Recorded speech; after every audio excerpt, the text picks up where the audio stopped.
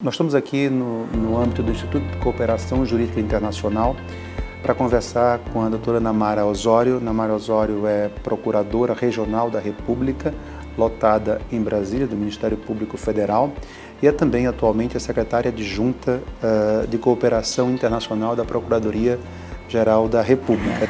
Primeiramente, Tenor, obrigada pelo convite. Para mim é sempre um prazer falar de direito internacional, por conta da academia também, que fiz mestrado na Universidade de São Paulo e agora estou ainda no doutorado. E por coincidência, meu tema também aborda um pouco de jurisdição. Olha, vou tomar liberdade de só referir ao artigo 4º, parágrafo 3º da Convenção, que diz o seguinte: quando mais de uma parte tem jurisdição sobre um alegado delito descrito na presente Convenção, as partes envolvidas deverão, por solicitação de uma delas, deliberar sobre a determinação da jurisdição mais apropriada para a instauração do processo.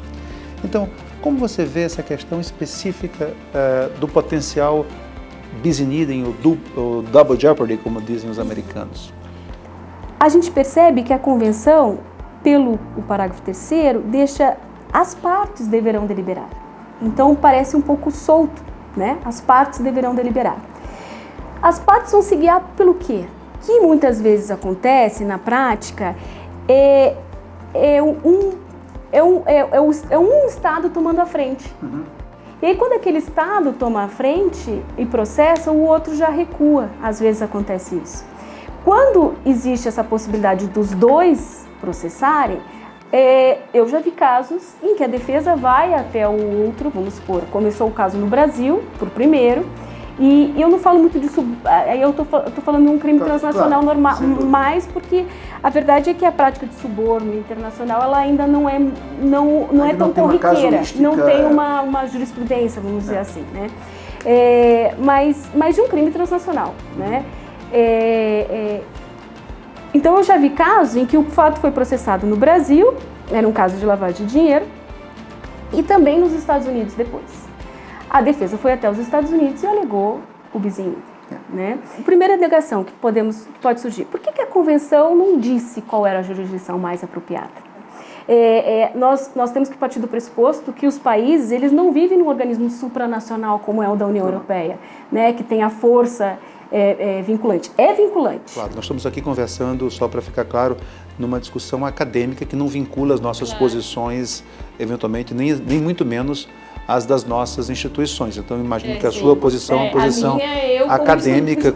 Exatamente. Para ficar muito bem claro que nós estamos falando aqui também com uma discussão acadêmica no âmbito em tese, obviamente, então, ressalvadas as suas posições. Então, mas mesmo nesse sentido, a Convenção, imaginamos que nós estamos trabalhando dentro de um contexto em que a Convenção está em vigor em 2 países, Sim. certo? E especificamente nessa situação, que eu imagino que a casuística ainda é muito pequena do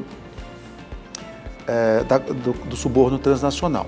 Mas me parece que a Convenção, Namara, também estabelece um mecanismo que determina, primeiro, um conceito, que é o conceito da jurisdição mais apropriada. Exatamente.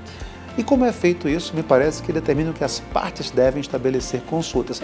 E aí, a curiosidade, só para perguntar, existe esse procedimento já formalmente estabelecido, por exemplo, no âmbito do Ministério Público Federal, de consulta para saber, olha, existe um caso aqui, quem vai processar esse caso? É você? Somos nós conjuntamente, chegaremos a um acordo no final de repartição, por exemplo? O que a Convenção diz é exatamente isso que tem que acontecer na prática, as partes têm que deliberar. E para que seja feito, exatamente, existe todo um processo de conversação talvez anterior para que se possa, quando a gente fala em cooperação informal, nós não estamos tirando a autoridade central, absolutamente, mas há uma conversa que deve existir previamente para que depois as provas possam tramitar através da autoridade central, né? Então, é necessário esse contato direto entre os procuradores, vamos dizer assim, para que se possa estabelecer, bem simples, onde está o funcionário público? O funcionário público está no país, no Brasil, ou nos Estados Unidos. Qual é a empresa? A empresa está no outro lugar. Quais foram os crimes praticados? Esse crime. Quanto que é a pena nesse país? Qual é a pena no outro? Vamos para o lado do direito comparado da União Europeia. Eles têm guias lá. de orientações de qual vai ser a jurisdição mais apropriada. Mas não adianta, é a prática que vai dizer. Por quê?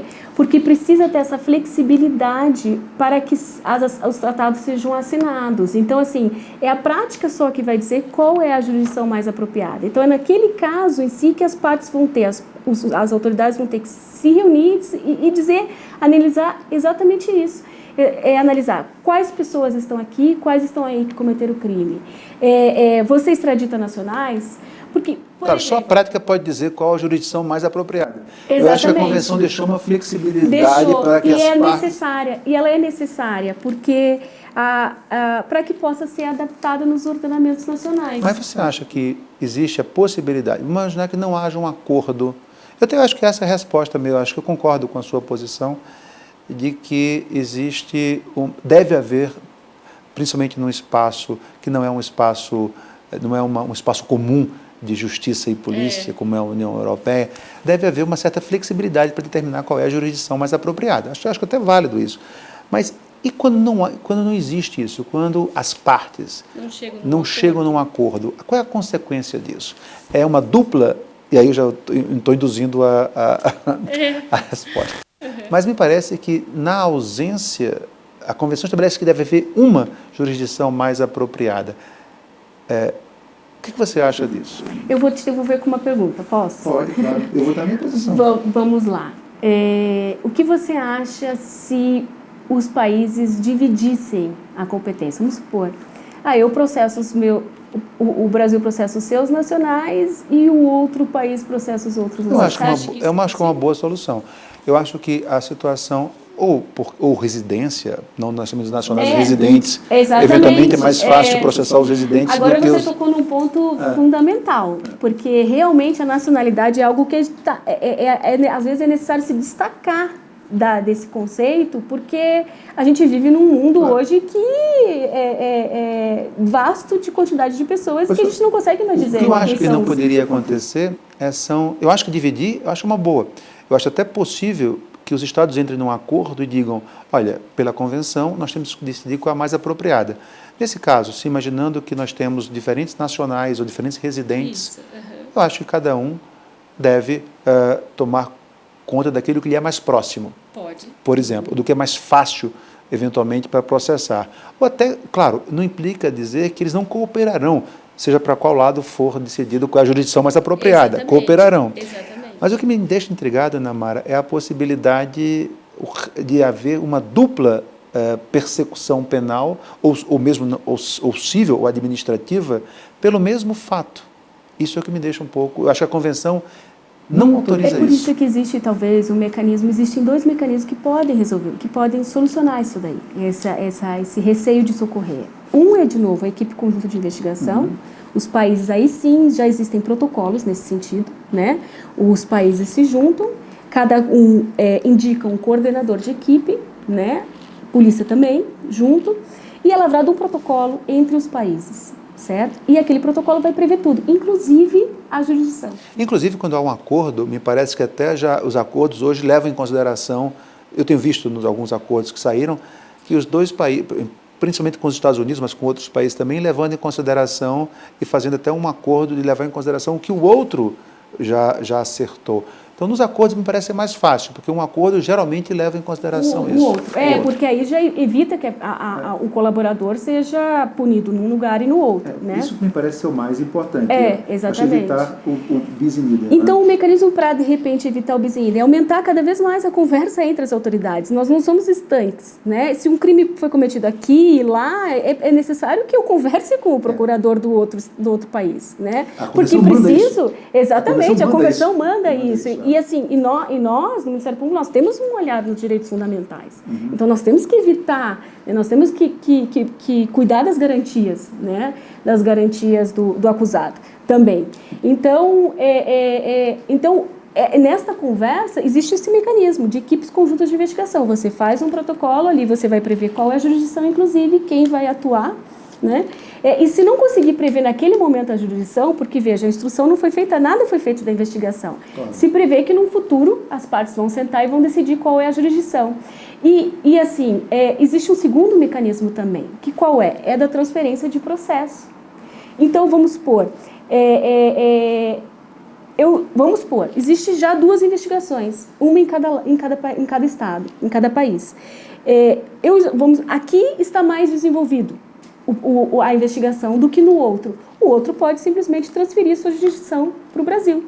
Eu acho até, pelo que você está me dizendo, essa consulta que a Convenção prevê é um ato mais complexo. Não é uma consulta, uma pergunta, mas é uma interação, uma interação durante uma investigação. E essa investigação pode, com o decorrer da investigação, indicar que a jurisdição mais apropriada é esta ou aquela. Exatamente. E é muito difícil de determinar isso no começo, eventualmente, de uma investigação. Por isso que a Convenção não tem, além da questão da própria flexibilidade, que tem que saber que vai ser a questão do ordenamento nacional, né, no ordenamento interno, é que você tem que deixar no caso a caso mesmo. E aí é importantíssima a interação entre as autoridades. E volto a dizer, a importância das redes de comunicação entre as autoridades. Então, é preciso que também que nós, operadores do direito, a gente abra mão de um certo preconceito que existe de uma autoridade conversar com a outra em um outro país. A gente sabe que isso existe em alguns momentos, entendeu? É muito natural com a polícia, é muito natural entre os juízes da União Europeia, mas aqui no Brasil existe, eu acho, um certo preconceito. O procurador não pode conversar com o procurador norte-americano, como assim? Entendeu? Estabelecer como vão ser as bases... Não, pode, né? Só estou dizendo que essas alegações, elas surgem, né? E elas são fundamentais para os crimes transnacionais, até em proteção das garantias fundamentais. Caminhando para o final, eu acho que essa conversa foi muito boa, porque você trouxe uma percepção que eu não tenho tido. É a percepção de que esse mecanismo de consulta que a Convenção prevê, a consulta entre as partes, ela não é uma consulta que pode se resolver com uma pergunta ou quem vai... Exatamente. É um ato mais complexo que, obviamente, numa situação, numa investigação maior, ela pode ser determinada a partir de vários fatores que não são necessariamente ditas no começo de uma investigação. Então, essa Até porque é muito difícil abrir mão da jurisdição. A gente está falando de soberania, a parte penal, etc. e tal. Então, assim, é muito difícil para um Estado, para um país, abrir mão da sua jurisdição. Para que isso ocorra, é preciso realmente se conscientizar que o outro que vai processar é a jurisdição mais apropriada. Por outro lado, então, acho que isso eu até acho que um bom insight que eu não tinha tido ainda, que essa consulta ela é um ato complexo, como você colocou, mas, por outro lado, também acho que posso concluir que a sua leitura acadêmica, claro, é a de que, eventualmente, a possibilidade de um bis in idem, ela é algo que se deveria, que a Convenção procura evitar, e que o próprio é um propósito evitar o bis in idem, evitar dupla persecução pelo mesmo fato, algo que se deve evitar. No momento em que ela fala que as partes devem conversar para estabelecer a jurisdição mais apropriada, é como se dissesse, evitem o bis in idem. Então, para finalizar nessa conversa com a doutora Ana Mara, eu acho que o ponto que ela trouxe interessante para a interpretação do artigo, trouxe vários pontos, mas o ponto mais interessante que eu sublinharia, Ana Mara, é quando se analisa essa consulta que o artigo 4.3 fala. Ana Mara trouxe isso como essa consulta não é algo que se resolve num ato singular, num ato único, mas é algo que se resolve em várias tratativas no decorrer de uma investigação. Claro, para uma investigação mais simples pode ser um ato simples, mais complexo, um ato complexo. E a segunda conclusão é que, de toda maneira, a Convenção procura evitar o bis in idem, né, e por meio desse mecanismo. Estão certas essas conclusões? Ana Mara, obrigado. Eu acho que foi bom a conversa. Eu realmente aprendi. Eu não tinha prestado atenção para esse ponto da Convenção. Eu até acho que a Convenção proíbe o bis in idem, mas eu não tinha tentado para essa percepção da consulta como um ato até que justifica as conversas com os procuradores, justifica. Né, com o Ministério Público. Até acho que faz mais sentido isso ser mais fluido do que simplesmente a troca de cartas rogatórias, a troca de pedido de cooperação. E lembrando sempre que no momento de... Veja, quando nas próprias equipes conjuntas de investigação, são previstas até a forma como a prova vai se dar, o intercâmbio da prova. Então, aí ela vai pela autoridade central, entendeu? Então até isso se cuida. E eu acho que em alguns momentos não é tão difícil abrir mão do processo, porque pode ser que a prova ali não seja tão boa, mas você pode cooperar para a investigação do outro país. Essa foi uma conversa com a doutora Ana Mara, procuradora da República e secretária adjunta de Cooperação Jurídica Internacional do Ministério Público Federal, no âmbito do Instituto de Cooperação Jurídica Internacional, dentro desse canal que o Instituto criou para discutir o Double Jeopardy, ou bis in idem, o ne bis in idem, no âmbito da Convenção da OCDE. Essa é a primeira de várias conversas que vamos ter com operadores do direito, juízes, advogados, brasileiros e estrangeiros, para tentar avançar na interpretação dessa questão, que é uma questão, como disse a Ana Mara, ainda pouco visitada na casuística. Ana Mara, mais uma vez, obrigado. Muito obrigada, de novo, também pelo convite, e já pude perceber que as conversas vão ser muito frutíferas. Obrigado.